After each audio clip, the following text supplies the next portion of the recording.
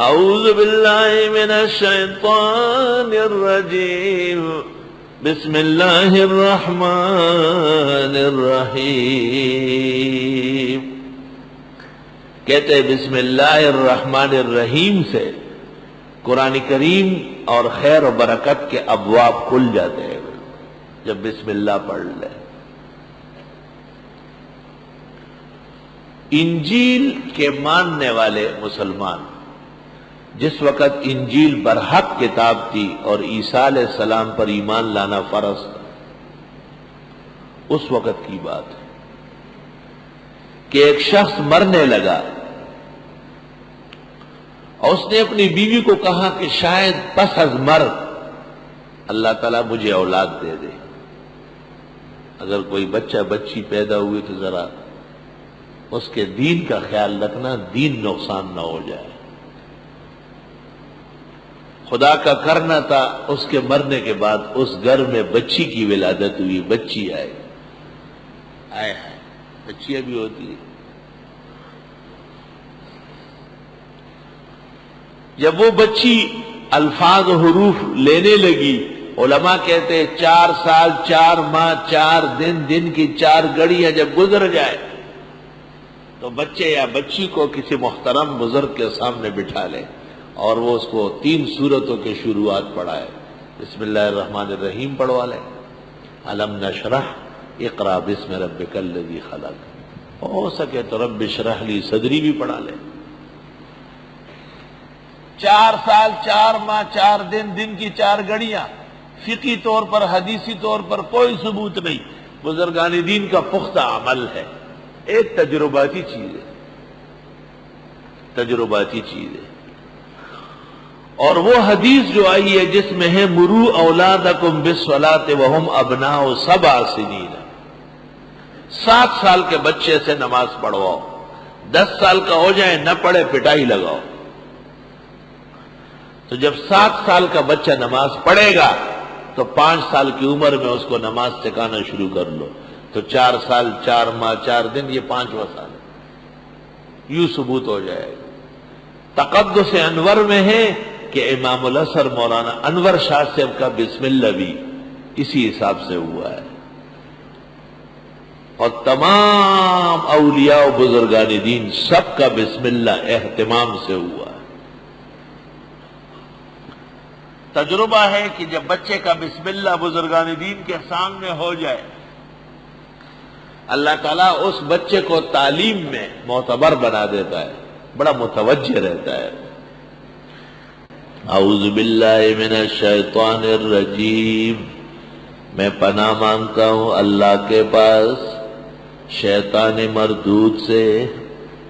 پناہ دینے والا نہ جن ہے نہ انس ہے، نہ رسول ہے نہ نبی ہے نہ ولی ہے نہ شہید ہے نہ زندہ ہے نہ مردہ.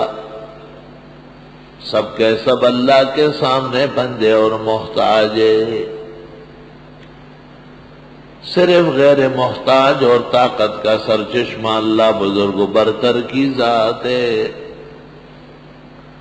اعوذ باللہ من الشیطان الرجیم، میں پناہ مانگتا ہوں اللہ کے پاس شیطان مردود سے.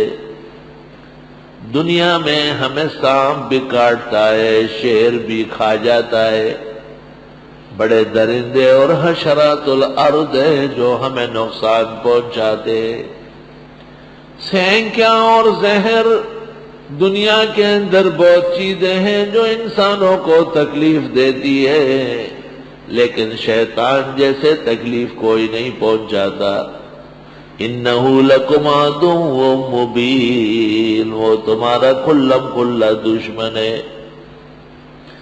ایک مقام پر فرمایا آراف میں اس نے تمہارے ماں باپ سے کپڑے اتارے، فاتخذوہ عدوا، اب تو اس کو دشمن سمجھو. ان الشیطان یجری من ابن آدم مجرى الدم، جہاں جہاں جسم میں خون ہے وہاں شیطان دوڑ سکتا ہے، پہنچ سکتا ہے. اس لیے اس کے شر سے بچانے والا صرف اللہ ہے۔ اعوذ باللہ من الشیطان الرجیم۔ قرآن کریم میں اس کی ایک مثال موجود ہے، وہ یہ کہ سجدہ تو اللہ کا کیا جاتا ہے جو خالق و مالک و معبود برحق ہے، کسی مخلوق کا سجدہ نہیں ہوتا۔ لیکن جب امتحان آیا ملائک پر اور اس وقت کے موجود مخلوقات پر، تو اللہ تعالیٰ نے ملائک کو اور اس وقت کے موجودین کو کہا کہ اسجدوا لآدم، حضرت آدم کا سجدہ کر لو۔ فرشتے مقدس اور نورانی مخلوق تھے، انہوں نے حاکم کے حکم کو اور اس کے بعد محکوم علیہ کو حاکم کی خوشنودی اور رضا کا باعث سمجھا۔ فسجد الملائکۃ کلھم اجمعون، سب ملائک سر بسجود ہو گئے، ایک بھی پیچھے نہیں رہا، کیونکہ ان کی فطرت پاک تھی، ان کی سرشت مقدس تھی اور ان کی عادت اللہ کی عبادت کرنی تھی۔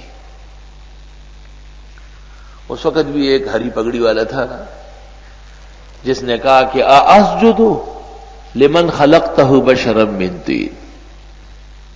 یہ جو بشریت پہ اعتراض کیا ہے، اس سے پتہ چلا کہ ہری پگڑی والا تھا۔ شیطان نے جو کچھ کیا ہے اس کا حاصل یہ ہے کہ اس نے حضرت آدم کا احترام نہیں کیا، جیسے یہ طاعان اور کمکل صحابہ کا احترام نہیں کرتا۔ اس کو اللہ تعالیٰ نے جو بیان فرمایا سورۃ اعراف کے دوسرے رکوع میں، تو اس طرح فرمایا کہ تم نے سجدہ نہیں کیا، اذ امرتک، میں کہہ چکا تھا سجدہ کرنے کا، کیوں نہیں کیا تم نے؟ سمجھ گئے بات آپ؟ تم نے کیوں نہیں کیا سجدہ حضرت آدم کا؟ اذ امرتک، امر میرا تھا، تو سجدہ نہ کرنا میری حکم عدولی، میری نافرمانی اور بغاوت تم نے کی ہے۔ ان علیک اللعنۃ الی یوم الدین، اب قیامت تک لوگ تیرا نام لعنت کے ساتھ یاد کریں گے، شیطان کو رجیم اور ملعون کہا جائے گا۔ یہ بات سمجھ گئے آپ؟ ایک مثال دنیا کے اندر اس کی موجود ہے، واضح قرآن کریم کے آگے چوتھے رکوع سے بیان شروع ہو رہا ہے۔ لیکن غور فرمانے کا مقام ہے کہ نبی کریم صلی اللہ علیہ وسلم کے صحابہ کا مقام اس کو حضرت آدم کے مقام سے بھی پہلے بیان فرمایا، کیونکہ تمام واقعات اور ایمانیات جاننے کے لیے سب سے پہلے قرآن جاننا ضروری ہے۔